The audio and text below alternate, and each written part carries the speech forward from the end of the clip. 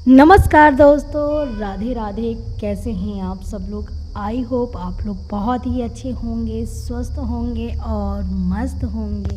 जी हाँ दोस्तों, मैं पिछली वीडियो में बताई थी कि आपके यहाँ पर अगर सेम बच्चे हैं और मैम बच्चे हैं तो उनकी पहचान आप कैसे करें। तो मैंने बताया था कि आप एक चार्ट आता है, उसमें वज़न और बच्चे की लंबाई से आप पता कर सकते हैं कि ये बच्चा किस कैटेगरी का है, यानी कि ये सैम बच्चा है कि मैम बच्चा है। जी हाँ दोस्तों, उस पर बहुत अच्छे अच्छे कमेंट भी आए थे और आज मैं बताने वाली हूँ कि अगर आप इच्छुक हैं आंगनबाड़ी सुपरवाइज़र बनने के तो उसके लिए कौन सा एग्ज़ाम क्रैक करना होगा और कौन सी किताबों से पढ़ना होगा। जी हाँ दोस्तों, क्या ऑनलाइन पढ़ना अच्छा है या फिर ऑफलाइन? कितने नंबरों का पेपर आता है और हाँ, कितने क्वेश्चन आपको हल करने होंगे और कितने पे मेरिट लिस्ट बनेगी, सारी कुछ जानकारी आज आपके साथ शेयर करने वाले हैं। क्योंकि गर्मी बहुत ज़्यादा है, जैसे कि आप लोग देख सकते हैं कि मेरे फेस पे कितना पसीना आ रहा है और यही सारी समस्या हैं। आंगनबाड़ी केंद्र पर लाइट नहीं है, फ़ैन नहीं है। देखिए मैं खिड़की के पास बैठी हूँ कि हवा आए। और हाँ दोस्तों, इस समय बच्चों की छुट्टी चल रही है, 15 जून तक छुट्टी चलेंगी।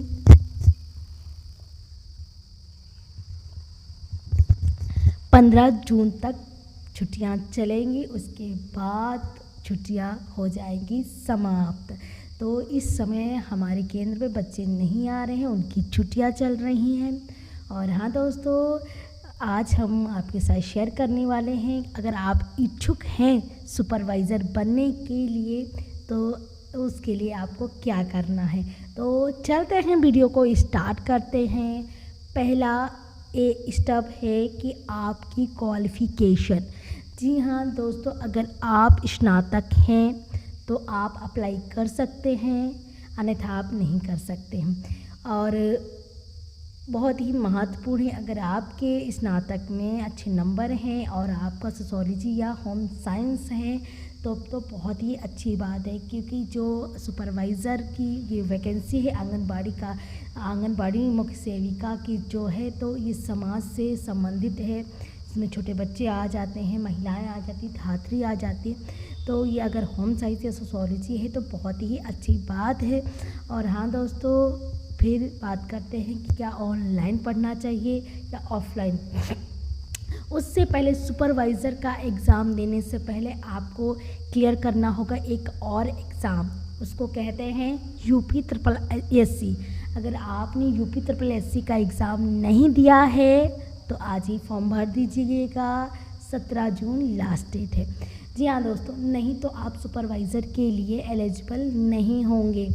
उससे पहले यूपी ट्रिपल एससी इन एग्ज़ामों के लिए ये जो प्रारंभिक परीक्षा कराती है, जब आप इसमें अच्छे नंबर लाते हैं और यूपी ट्रिपल एससी का एग्ज़ाम क्लियर कर लेते हैं, उसको पैट कहते हैं, पैट का एग्ज़ाम क्लियर कर लेते हैं, तब आप मुख्य सेविका के लिए जब वैकेंसी आती हैं तब आप उसमें एग्ज़ाम दे सकते हैं, बैठ सकते हैं, अन्यथा आप नहीं बैठ सकते। तो दूसरा पॉइंट हमारा ये हो गया था। तीसरा पॉइंट है कि सुपरवाइज़र बनने के लिए पहले आपको आंगनबाड़ी कार्यकर्त्री बनना पड़ेगा। क्यों? क्योंकि एक्सपीरियंस मांगते हैं 5 ईयर्स का, तो 5 ईयर्स का एक्सपीरियंस मांगते हैं, तो एक्सपीरियंस तो होना चाहिए ना। और अब इम्पोर्टेंट है कि ऑनलाइन पढ़ना चाहिए ऑफलाइन। देखिए, ऑफलाइन ऑनलाइन पढ़ोगे तभी आपको ऑफलाइन सेल्फ स्टडी करना बहुत ही ज़रूरी है और बार बार रिवीज़न करना, रिवाइज़ करना बहुत ही ज़रूरी है। तो आप चाहे ऑनलाइन पढ़िए चाहे ऑफलाइन पढ़िए, आपके पास अच्छी क्वालिटी की जो स्टडी मटेरियल है वो होना चाहिए। और सबसे ख़ास बात है कि आपको एग्ज़ाम कैसे क्रैक करना है, ये जो है ये आना चाहिए। कि निगेटिव मार्किंग भी होती है, इसके लिए मैं बता रही हूँ कि एग्ज़ाम क्रैक करने से पहले आपको, आप चाहे लूसेंट की बुक ले लीजिए या फिर एक मुख्य सेविका की पूरी, मतलब पूरे ईयर्स के जो पिछले साल हुए थे एग्ज़ाम, उसमें जो क्वेश्चन आए थे उसके सारा निचोड़ एक ही बुक में रहता है। तो आप एक मुख्य सेविका के नाम से एक आती है बुक, और अगर आप सोलॉजी से पढ़ रहे थे तो उसके भी चैप्टर आप रिवाइज़ कर लीजिए।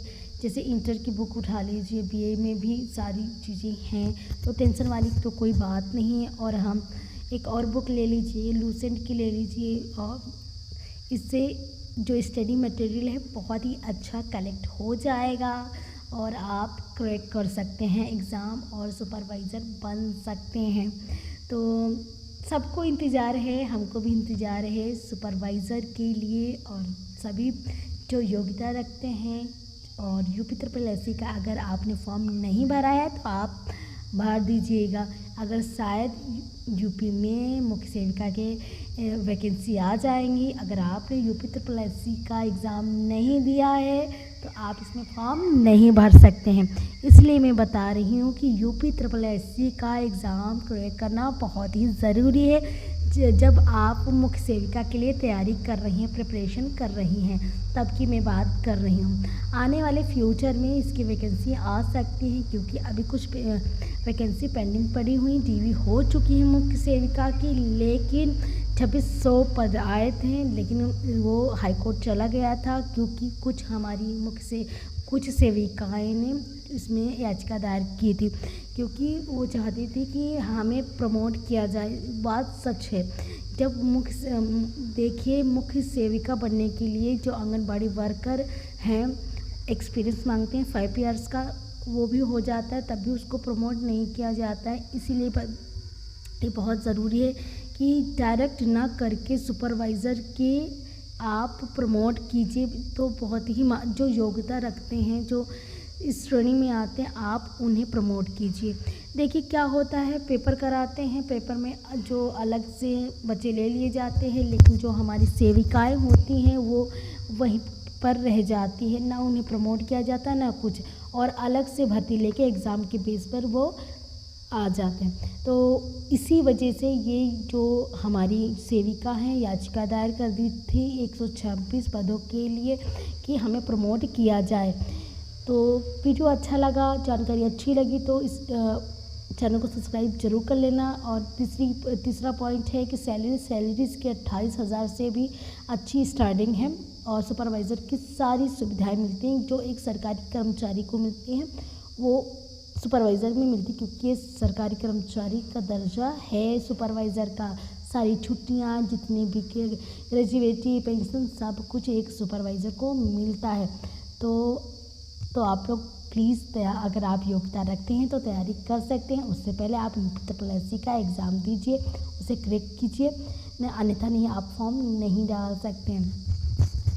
दोस्तों बस मैं यही कहना चाहती हूँ बस कि आप लोग देखिए क्वालिफ़िकेशन एज, आप अगर 35 हैं तो फॉर्म भर सकते, और सैलरी भी नहीं बता दी है, और किताबें बता दी। ऑनलाइन ऑफलाइन के बारे में मैंने बताया, ऑनलाइन पढ़िए चाहे ऑफलाइन पढ़िए, मटेरियल बहुत ही अच्छा प्रोवाइड कराते हैं ऑनलाइन वाले भी, क्योंकि मैंने प्रैक्टिकली मैंने पढ़ा है। अगर आप रोजगार विथांकित से पढ़ना चाहते हैं उनका भी ऐप डाउनलोड कर लीजिए, या एग्ज़ामपुर से आप पढ़ना चाहते हैं, जब यूपी में इसकी वैकेंसी आती हैं तो वो अपना कोर्स लेके पैड कोर्स लेके आ जाते हैं, तो आप लोग ले सकते हैं जब फ्यूचर में वैकेंसी आएंगी।